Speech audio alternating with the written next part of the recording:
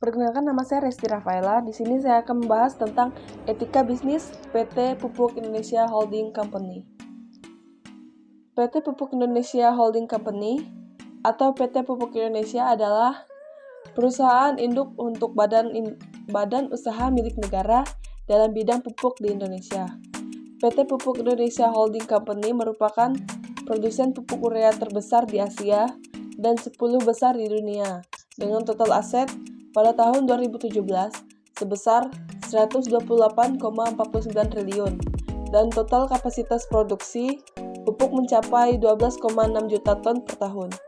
PT Pupuk Indonesia dan 10 anak perusahaannya merupakan produsen pupuk terbesar di Asia yang terdiri dari pupuk urea, NPK, ZA, organik, dan SP36 yang terbesar di Pulau Papua, Sumatera, dan Kalimantan. Sejarah awal PT Pupuk Indonesia bermula dari didirikannya suatu perusahaan yang diberikan nama PT Pupuk Sriwijaya berdasarkan Akta Nomor 177 tanggal 24 Desember 2059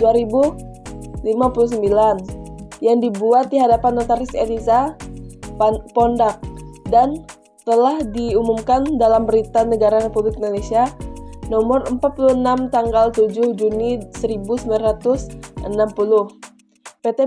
PT Pupuk Sriwijaya didirikan berdasarkan Akta Nomor 4 tanggal 3 Januari 1970 yang dibuat di hadapan Notaris Sulaiman Arjasa Smita.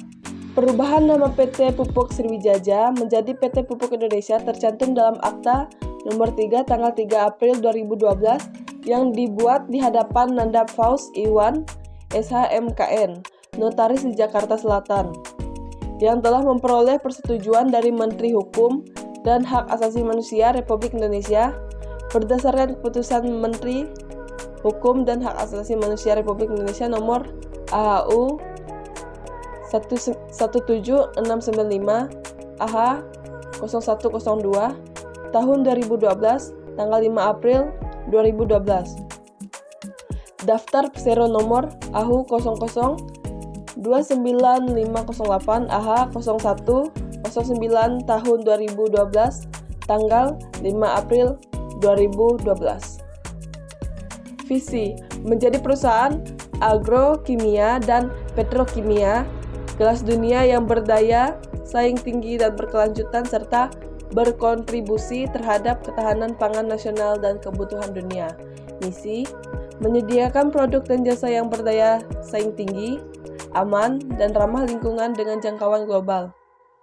Memberi pelayanan prima kepada pelanggan, mendukung program ketahanan dan kedaulatan pangan nasional, mengembangkan bisnis inti dan turunan serta portofolio bisnis yang saling bersinergi, menjalankan bisnis secara komersial dengan prinsip tata kelola yang baik dan manajemen risiko yang efektif, melalui SDM yang profesional, memberikan manfaat dan nilai tambah yang maksimal kepada perusahaan dan pemangku kepentingan.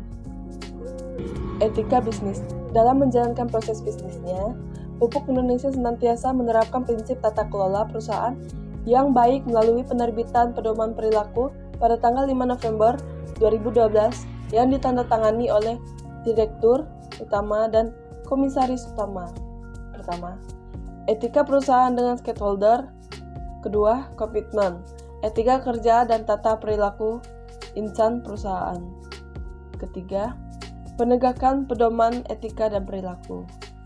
Pedoman etika dan perilaku perusahaan yang diterapkan bertujuan untuk memastikan penerapan prinsip-prinsip GCG dapat terlaksana dengan baik di lingkungan perusahaan. Baiklah, sekian dari saya.